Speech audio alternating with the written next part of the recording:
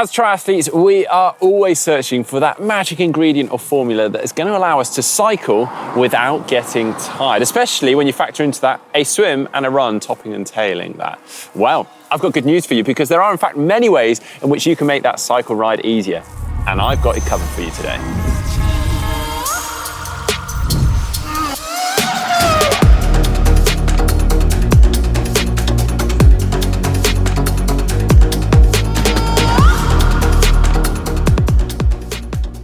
Okay then, first things first, before we jump into racing, let's talk briefly about training and how we can alter rides to make them feel that little bit easier.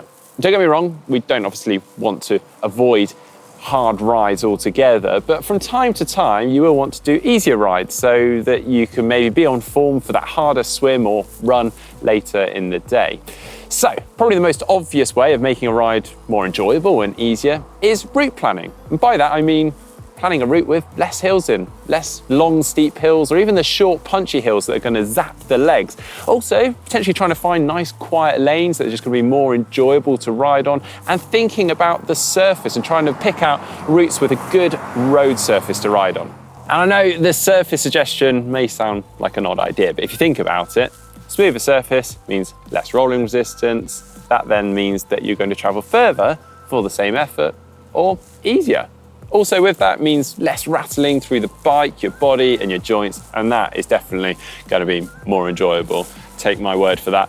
Another thing that I like to do when it comes to route planning is planning a nice scenic route. Just having nice views that are going to distract you definitely makes a ride feel easier.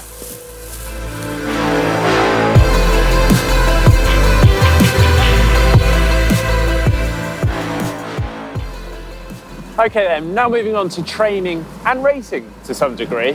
And one thing I'm keen to talk about is hydration, both before and during, because this can have a huge impact on your ability to cycle without getting tired. And this starts even the day before, just making sure that you're getting plenty of fluids on prior to the ride. And then on the day, if you're planning on heading out early, just make sure you get plenty of fluids in, other than simply coffee, which can actually dehydrate you to some degree.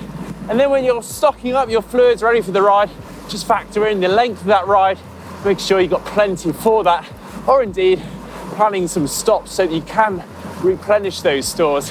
With that, you may want to consider some electrolytes just to replace those that you're losing during the ride, particularly if you're doing a long ride.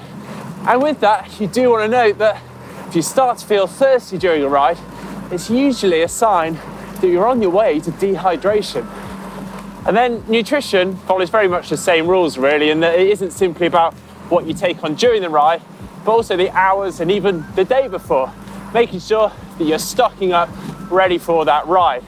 But in terms of what you actually take on whilst on the ride, very much depends on the length and the intensity at which you're planning to ride at. I normally suggest making sure you're going stocked with enough to take on every half an hour to an hour, give or take. But if, for instance, you're doing a long aerobic ride, you may want to consider taking on more whole food.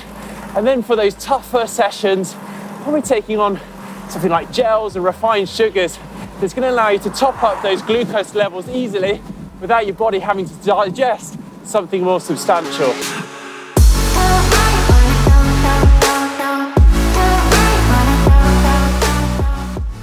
Okay, this is an interesting one.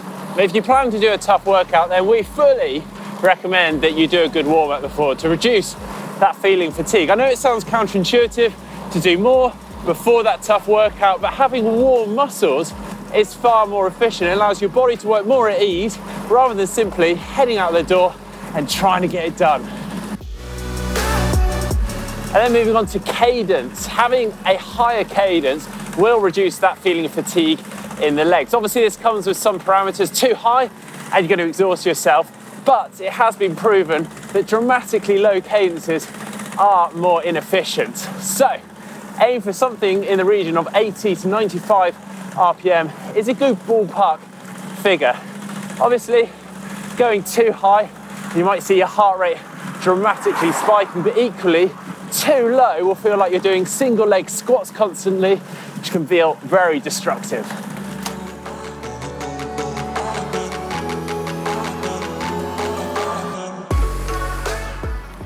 And that leads us nicely on to gearing. In order to achieve those lovely cadences that we were just talking about, you need to be planning and looking ahead at the route and the course in front of you. If, for instance, you see a big hill approaching, you need to start knocking down the gears in advance of the hill. That means that you're not going to get part way up the hill and start grinding a big gear and then having to suddenly knock down through the gears. Those big jumps and cadences are incredibly inefficient.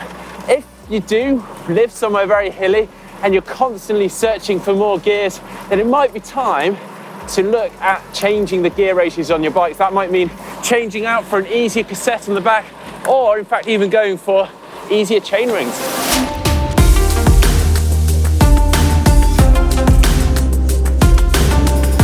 Well, moving on from gear choice, we can't really ignore bike choice. Granted, this isn't something you can easily change, but if you're serious about making the ride easier or faster for the same effort, then aerodynamics is your friend. Yet today, I've opted for the road bike, but if I was really serious about making this ride easier, then I would opt for the TT bike or the triathlon bike. Alternatively, if you're hitting the hills, then you're going to want to opt for something lighter, a climbing specific bike that's going to help to reduce that overall power to weight.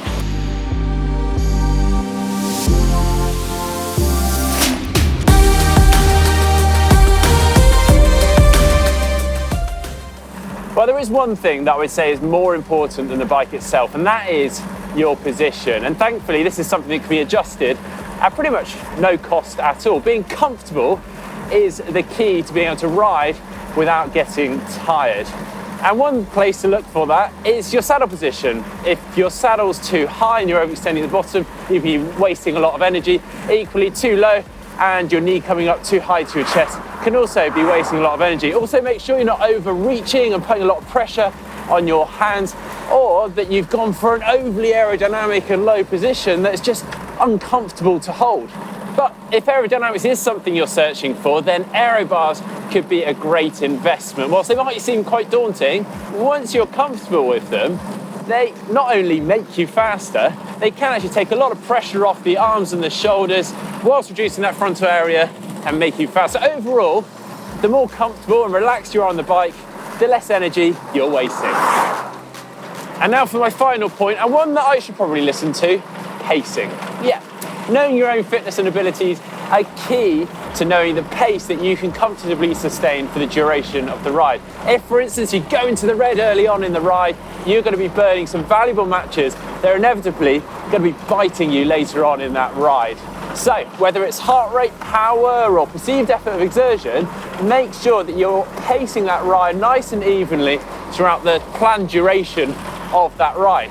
Oh, and in case you hadn't already figured it out or knew this, obviously the fitter you are, the easier it gets. Well, actually, scrap that. It never gets easier. You just can ride a bit further and faster for the same effort.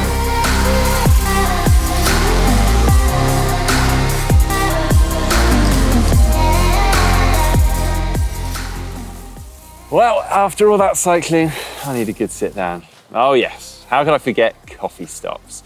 Best way to cycle without getting tired is to include plenty of coffee and plenty of cake. Or at least I think so. Well, I hope you guys have enjoyed today's video. If so, please do give it a thumbs up. And if you've got any more suggestions on how to make cycling easier, please leave them in the comments section down below. And don't forget to give our channel a little follow and subscribe down below.